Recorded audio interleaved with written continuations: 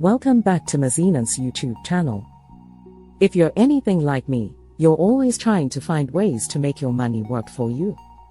Today, we're going to talk about some pretty interesting stuff, dividend stocks. If you've never heard about dividend stocks before, don't worry.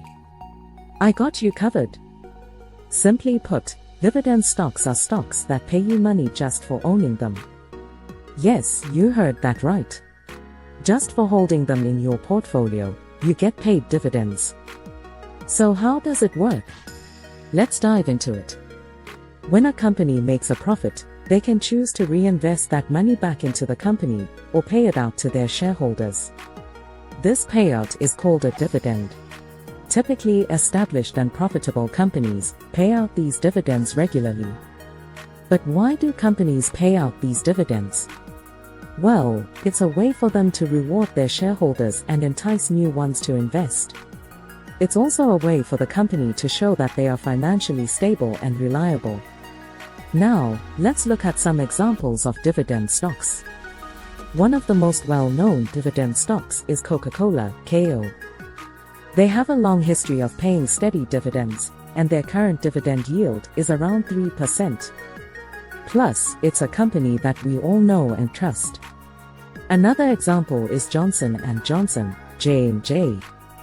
This healthcare giant is known for its consistent dividend payouts, and has increased their dividend for 58 consecutive years. Their current dividend yield is around 2.6%. Now, when it comes to dividend stocks, there are a few things to keep in mind. Firstly, just because a company pays dividends doesn't mean it's the best investment for you.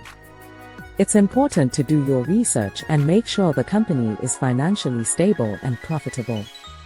Secondly, always check the dividend yield. The dividend yield is the percentage of the stock price that the company pays out in dividends annually. A higher dividend yield doesn't always mean it's a better investment, as it could also mean the company is in financial trouble. Lastly, remember that dividend stocks should be part of a diversified portfolio. Don't put all your eggs in one basket. So there you have it, the basics of dividend stocks. I hope this video helped you understand it a bit better. As always, do your research and invest wisely.